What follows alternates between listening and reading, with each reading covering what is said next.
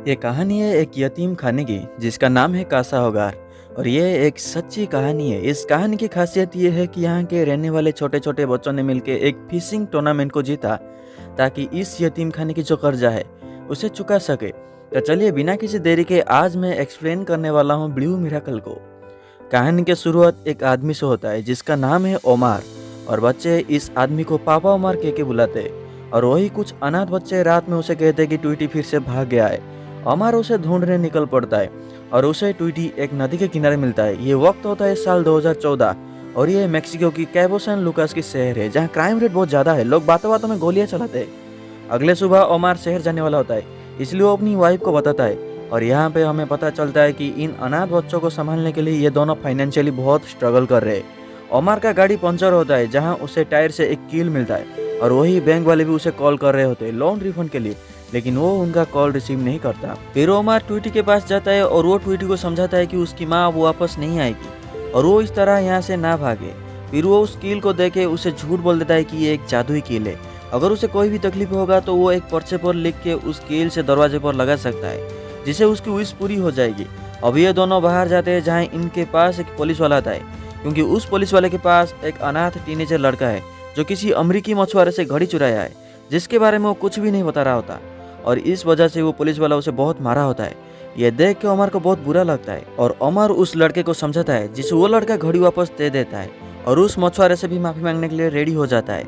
OMR रास्ते में उसे अपने साथ रहने के लिए कहता है ताकि वो उसके साथ मिलकर छोटे बच्चों की देखभाल करे। लेकिन वो लड़का जिसका नाम मोको है वो एक एरोगेंट टाइप का लड़का होता है और वो मना कर देता है ये बोलकर कि वो कोई यतीम नहीं है और ना ही वो किसी प्रकार का आया बनना चाहता है। दूसरी तरफ उस मछुआरे को दिखाया जाता है जो कि एक घमंडी और स्वार्थी इंसान होता है जिसका नाम वेड है जिसकी घड़ी चोरी हो गई है और उसके पास एक क्लाइंट आया होता है क्योंकि उस क्लाइंट को एक ब्लू मर्लिन मछली चाहिए। और यहाँ पे हमें पता चलता है कि वेड बिस्बी ब्लैक एंड ब्लू टूर्नामेंट जो कि एक बहुत बड़ा फिशिंग टूर्नामेंट है जिसे जीतने पर लाखों डॉलर मिलते हैं उसमें वो 2 बार चैंपियन रह चुका है।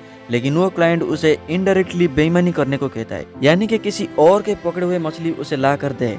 और ये बात वेड को जरा भी पसंद नहीं आता है इसलिए वो उसे भगा देता है। अब यहाँ पे ओमार आता है और उसे उसकी घड़ी वापस कर देता है और मोको के तरफ से भी वो माफी मांगता है। लेकिन वेड मोको पे बहुत गुस्सा होता है क्योंकि वो उसकी कॉफी में पेशाब कर दिया था जिसे वेड ने पी लिया होता है। और अब वेड इन सब को वहाँ से भगा देता है क्योंकि कुछ ही देर में यहाँ पे तूफान आने वाला होता है और इस दौरान मोको भी वहाँ से जा चुका होता है। इसके बाद वो घर जाकर बच्चों को तूफान के बारे में बताता है और कहता है कि उसे चंदे में 500 बोरी रेत मिला है जिसकी मदद से वो सब मिलके उस रेत की बोरियों से पानी को घर के अंदर आने से रोक सकेंगे। अब रात में बहुत बड़ा तूफान आता है और बच्चे इस तूफान से बहुत डर जाते हैं। और जब सुबह होता है तो पूरा घर पानी में भरा हुआ होता है और तभी उसे बैंक वालों की तरफ से फिर से एक कॉल आता है जिससे वो बहुत परेशान हो जाता है।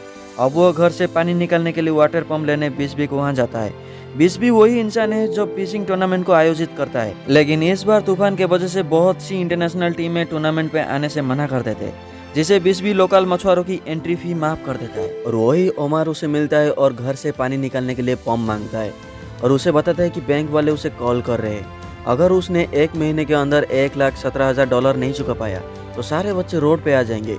इसलिए ओमार बिस्बी को उसके तरफ से बैंक वालों से बात करने को कहता है ताकि उसे कुछ और वक्त मिल सके कर्जा चुकाने को। लेकिन बिस्बी उसे कहता है कि वो कोशिश करेगा। इस बीच यहाँ पे वेड आ जाता है और वो इस टूर्नामेंट पे अपना नाम लिख लेता है। लेकिन बिस्बी उसे मना कर देता है क्योंकि वो एक अमेरिकी है इसलिए उसे टूर्नामेंट की फीस भरनी होगी। वेड सबको दिखाता है कि वो 2 बार इस टूर्नामेंट को जीत चुका है जो कि अभी तक किसी ने भी नहीं किया है। और वो बिस्बी को बताता है कि उसके पास इतने पैसे नहीं है लेकिन वो किसी भी तरह ये टूर्नामेंट में हिस्सा लेना चाहता है चाहे वो लोकल आदमी क्यों ना हो। और ये बात सुन के बिस्बी को एक आइडिया आता है और वो बोर्ड पे ओमार का घर यानी कासा होगार का नाम लिख लेता है और वेड इससे मजबूरन राजी होता है। यानी कि वेड अब ओमार और अनाथ बच्चों के साथ मिलकर फिशिंग करेगा। अब घर लौटने के बाद ट्वीटी उसे वही कील देता है जो उसने उसे दिया था और साथ ही में एक पर्चा भी देता है दरवाजे पे लगाने को। इस दौरान वेड ओमार के पास आता है और उसे ये बता के चला जाता है कि वो बोर्ड पे सिर्फ 3 बच्चों को ही अलाउ करेगा और जो भी प्राइज मनी होगा वो 80-20 के रेशियो में बटेगा। ओमार यहाँ पे कुछ समझ पाता लेकिन ट्वीटी ये न्यूज़ सुन के बहुत खुश हो जाता है क्योंकि उस पर्चे पर वो बिस्बी टूर्नामेंट पे जाने की विश मांगी होती है जो पूरा हो गया होता है। अब ओमार फिशिंग का नाम सुन के बहुत परेशान हो जाता है और यह बात वो अपनी पत्नी बेका को बताता है, लेकिन बेका उसे सजेस्ट करती है कि फिशिंग पे जाए, क्योंकि अब उनके पास इसके अलावा कोई रास्ता नहीं है कर्जा चुकाने को। और ना चाहे तो ये ओमार फिशिंग के लिए राजी होता है। अगले सुबह टूर्नामेंट शुरू होता है और ये टूर्नामेंट 3 दिन के लिए जारी रहेगी। ओमार अपनी टीम के रजिस्ट्रेशन के दौरान वो मोको को फिर से देखता है। मोको यहाँ फिर चोरी करने आया होता है, लेकिन ओमार उसे ऑफर देता है कि वो उनके टीम में शामिल हो जाए, लेकिन मोको यहाँ पे मना कर देता है। अब ओमार अपने बच्चों के साथ कैप्टन वेड के पास जाता है, जहाँ उसके पास एक खटारा बोट है, जिसे देखकर सब बच्चे मायूस हो जाते हैं। अब ये सब बोट पे सवार हो जाते हैं, लेकिन तभी मोको भी इनके टीम में शामिल होने के जिक्र करता है, जिसे देखकर वेड इरिटेट हो जाता है और ना चाहते हुए उसे टीम में शामिल करता है। उसके बाद ये सब निकल जाते हैं फिशिंग के लिए, और जब टूर्नामेंट स्टार्ट होता है तब इनकी बोट खराब हो जाती है और सब इन्हें ओवरटेक करके आगे निकल जाते हैं। ये देख के बच्चों की बाकी बचे हुए एक्साइटमेंट भी खत्म हो जाता है। वहाँ पे वेड जैसे तैसे करके बोट को फिर से चालू कर देता है और फिशिंग के लिए चारा डाल देता है। अब यहाँ पे वेड ओमार को फिशिंग चेयर पे बैठने को कहता है ताकि वो फिशिंग कर सके। दरअसल बिस्बी का ये रूल होता है कि टीम के सिर्फ एक ही आदमी को उस मछली को पकड़ना होगा, यानी कि उस रस्सी को अकेले ही खींचना होगा।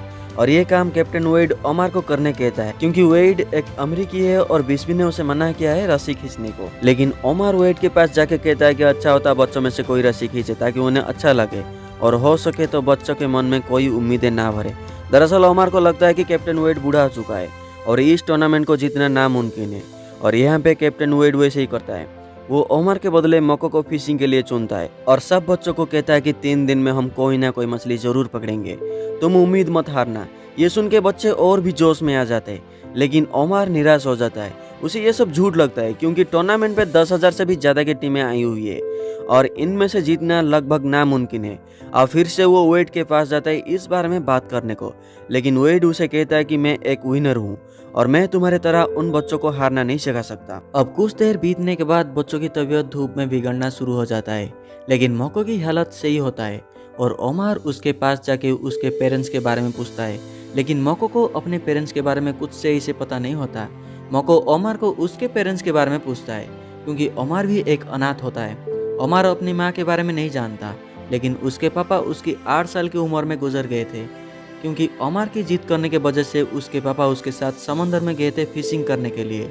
ये दोनों को ही फिशिंग नहीं आती थी, जिसे उनकी बोट में एक इंसिडेंट होता है और इस इंसिडेंट में उसके पापा डूब के मर जाते हैं। इसलिए ओमार पानी और फिशिंग के नाम पे परेशान हो जाता है और उस इंसिडेंट को वो अभी तक भुला नहीं पाया। अब ये सब मिलके खाना खाते हैं और उस दौरान बच्चे वेड से उसकी फिशिंग एक्सपीरियंस के बारे में पूछते हैं। वेड अपना एक्सपीरियंस बताता है और यह भी बताता है कि किस तरह फिशिंग के दौरान उसके पैर में एक ब्लू मर्लिन मछली की चोंच घुस गई थी। लेकिन बच्चों ने उस घाव को देख के अपने अपने घाव को भी दिखाते जो उनके घर वालों ने उन्हें दिए होते, और यह देख के वेड के चेहरे से रंग उठ जाता है, क्योंकि इससे पहले वेड इन सबको बेनाम, यतीम और चोर समझता था, इनको जरा भी पसंद नहीं करता था।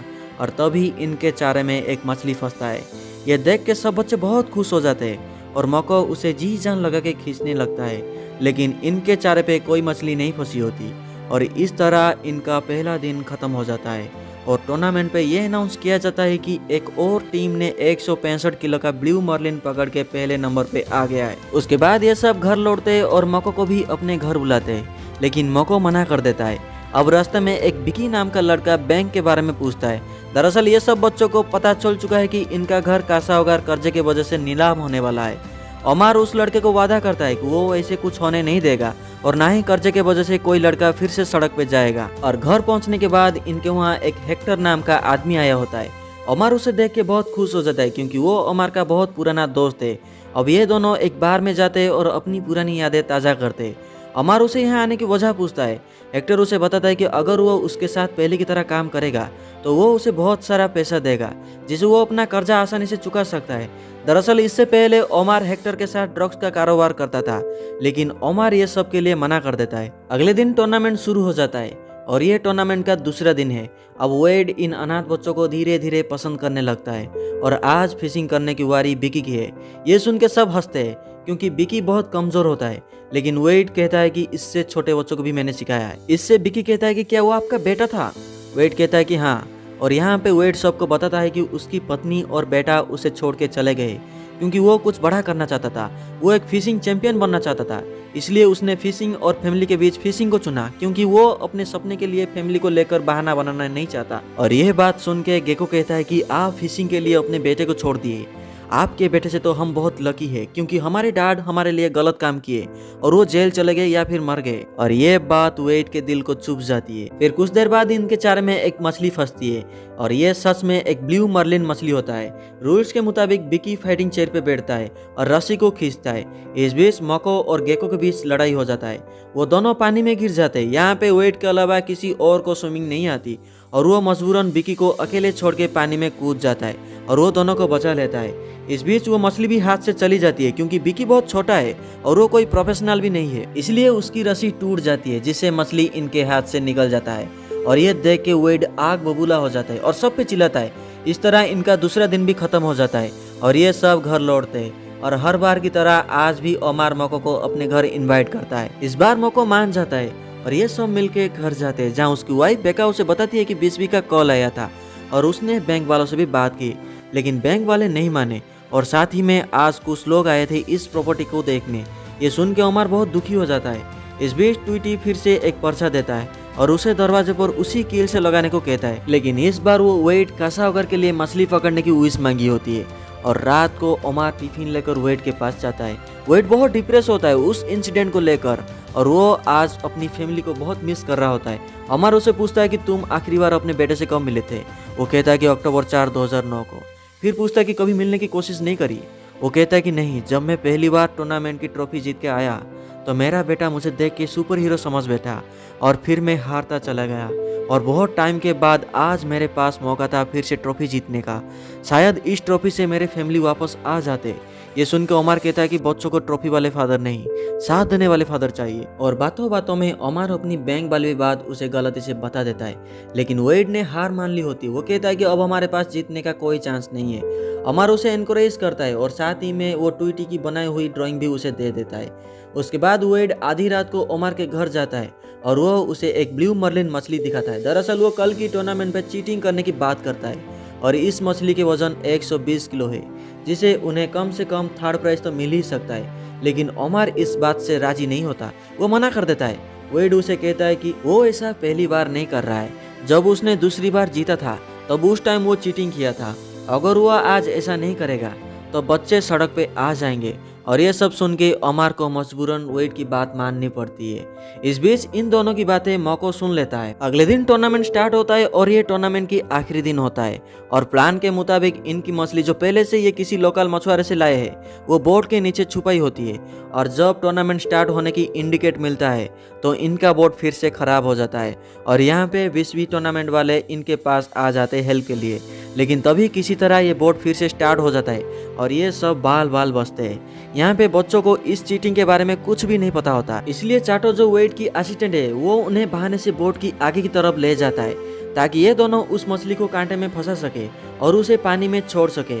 वेड कांटा लाने इंजन की तरफ चला जाता है, लेकिन जब ओमार अपने पॉकेट में हाथ डालता है तो उसे कुछ चुभती है और ये वही कील होता है जो उसने ट्वीटी को दिया था, ये बोलकर कि ये कोई जादुई कील है। और उसे ये एहसास होता है कि वो चीटिंग करके बच्चों को अच्छाई का रास्ता नहीं दिखा सकता, इसलिए वो अपना मन बदल लेता है और वो मछली को पानी में फेंक देता है।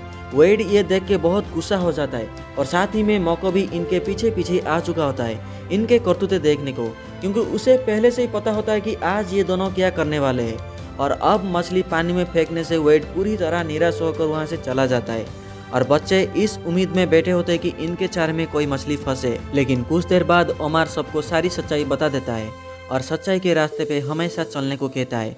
ये सुन के सब बच्चे समझ जाते हैं कि अब इनका घर कासाओगार को नहीं बचा पाएंगे। यहाँ पे विकी कहता है कि आपने मुझसे वादा किया था, उसका क्या? लेकिन ओमार के पास इसका कोई जवाब नहीं होता है और यह बात ओमार को बहुत बुरा लगता है। बच्चे भी ओमार के ऊपर रूठ जाते हैं, लेकिन तभी इनके रस्सी में कुछ हलचल होती है, यानी कि इनके चारे में कोई मछली फंसी होती है। ओमार ये देख के बहुत खुश हो जाते हैं और उस लाठी को पकड़ लेता है और रूल्स के मुताबिक ओमार को ही उस रस्सी को खींचना होगा। यहाँ पे वेड सब बच्चे उसके पास आ जाते हैं और उसे मोटिवेट करते हैं, क्योंकि ये सच में एक बहुत बड़ी ब्लू मॉर्लिन होती है जिसे कोई भी एक अकेले इंसान नहीं खींच सकता। चाटो बिस्वी वालों को ये मैसेज भेज देता है कि उनके हाथ में एक बड़ी मछली फंसी है और पूरे न्यूज़ में ये चर्चा हो जाता है और सब लोग टीम कासा होगार के लिए दुआ कर रहे होते हैं। दूसरी तरफ ओमार मछली को पिछले 40 मिनट से खींच रहा होता है, जिससे कि वो बहुत बुरी तरह से थक चुका है और हार मानने ही वाला होता है। तभी वेड उसे बच्चों के बारे में सोचने को कहता है और साथ ही में मोको भी उसे पापा ओमार कह के उस मछली को खींचने को कहता है। दरअसल मोको पहली बार ओमार को पापा ओमार कह के पुकारा होता है और यहाँ पे ओमार अपनी बचपन की बात उस इंसिडेंट को मेमोराइज करता है, किस तरह उसके पापा के चले जाने के बाद वो बहुत मुश्किलें झेली थी और बड़े ही कोशिशों के बाद वो उस मछली को बोट पे खींच लेता है और ये एक बहुत बड़ी ब्लू मर्लिन होती है। बच्चे इस मछली को देख के खुशी से झूम उठते और अगले ही पल ये अनाउंस किया जाता है कि टीम कासा होगार 174 किलो की मछली पकड़ के ये टूर्नामेंट अपनी नाम कर ली। यहाँ पे वेड ओमार को कहता है कि अब वो अपनी फैमिली के पास चला जाएगा और ये सुन के ओमार कहता है कि हाँ, इसमें कोई शक नहीं, अब तुम सच में 2 बार की चैंपियन हो।